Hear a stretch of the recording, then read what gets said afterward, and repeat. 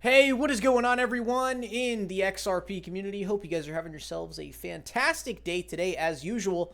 While XRP is hedging itself against the rest of the cryptocurrency market and is only down 1.5% in the last 7 days, comparable to the BNB down 8.5% last 7 days, Bitcoin down 8.3% last 7 days, and Ethereum down 5% in the last 7 days. And Dogecoin actually down 13% in the last 7 days. So XRP is hedging itself against the entire market, as the XRP to Bitcoin chart is approaching moon signal levels.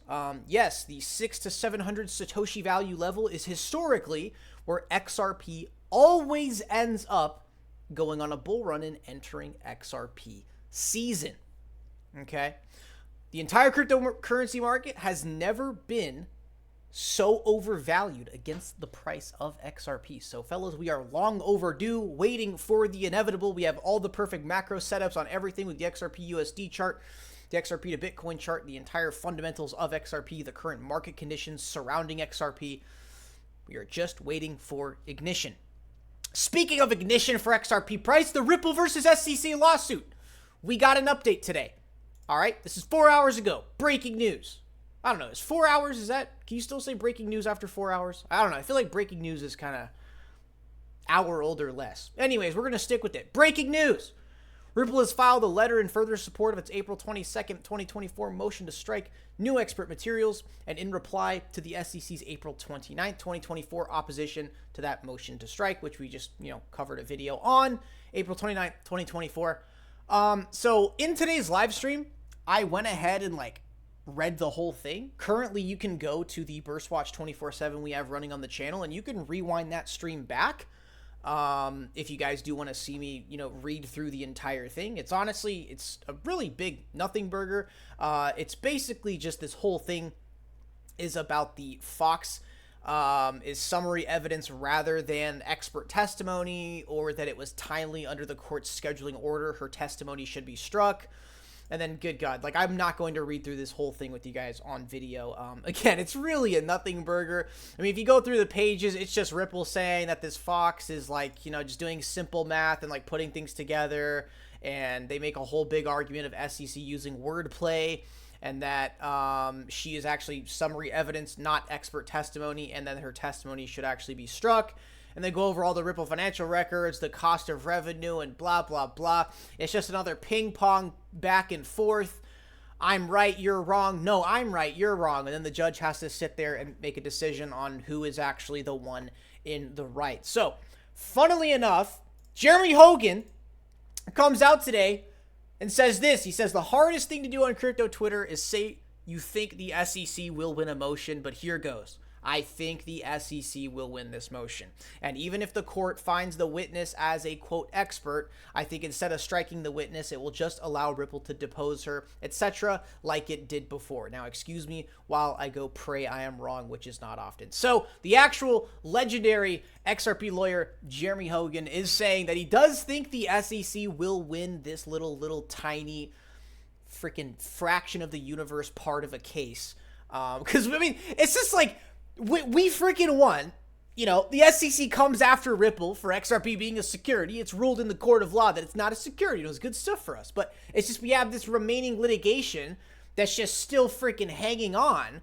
And it's just, honestly, it's just fucking bullshit. This should already be done. And I blame the SEC and that current administration for literally leading this on for over 1,000 fucking days. Okay? Now, let me point out some things to you. There are no allegations or evidence of fraud. They dropped the charges against Brad and Chris on a personal level. There's no allegations of, any criminal conduct. There's no allegations or evidence of recklessness. This has, nothing to do with any, aspect of, criminal activity. It's not racketeering. It's not money laundering. It's not tax fraud. It's not a freaking murder case. And it just keeps going on. And it's good God, man. Just wave the white flag. Get on with your business going after Ethereum. I honestly think for the SEC, there's more financial opportunity that way. It's geez, guys. It's yeah, we get this, this new this new filing by Ripple, and it's just they're fighting over, Ripple and the SEC are just fighting over like the simplest thing is like, oh, whether or not Fox isn't, whether or not she's expert testimony or summary evidence. It's just like, bro, who gives a fuck? The SEC lost the case. The SEC absolutely lost the case. And honestly, guys, I don't know how long this is going to go on for. Like, honestly, I just want to see I want to wake up one day and see a final judgment. Okay, Ripple pays whatever because they technically should have come in and talked with the SEC before doing anything with institutional sales, even though the 41 institutional buyers are all in profit. None of the institutions lost money. They all made money on their purchase of XRP. But then the SEC comes in and goes, oh, well, they could have lost. Well, that doesn't matter. You can't shoulda, coulda, woulda on a professional federal court level. They didn't lost money. No one lost money. But the SEC is still trying to play the argument of, oh, they could have. It's like, Jesus. Murphy, guys. This is getting annoying. Well, James comes in and says, can someone explain this to me like I'm Joe Biden? I love these comments just so we can, kind of simplify things. And this is how you would explain it to Joe Biden because, very childlike man eating his ice cream constantly. From the rafters says, Ripple pretty much saying to the judge, yeah, they had 4 years to prove their case. They still found nothing. Tell the SEC to take this $10 million and shut the fuck up because they ain't getting no more. So that's basically it, guys. It's not like that major of an update. It's not like the judge made a decision. This is just Ripple responding. But, I at least wanted to come out and make a video for you guys. But I think I can say for all of us, this has gone on way too long, man. This has just been going on way too long. And then especially the fact there's no criminal conduct, no allegations of fraud, no allegations of any criminal conduct. Again, like it's not a murder case. Like, bro, it's really not that deep, bro. They sold XRP to institutions because XRP at its core is a very institutional coin. It wants to work with institutions. They're trying to get institutions to use it.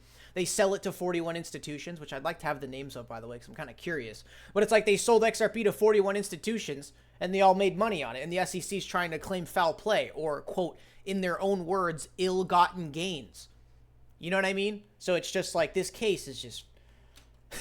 it's like, you know what? You guys lost, okay? I know Gary Gensler wants to have a nice little track record for his, career resume to have for himself when he tries to inevitably, enter another position of government. But it's like, dude, you guys lost. XRP is not a security. I mean, even Forbes admitted today, Bitcoin and XRP are the only cryptocurrencies in the United States with any sort of regulatory clarity. So it's like the SEC just pack your bags, wrap up your shit, just wave the white flag. Ripple has the win.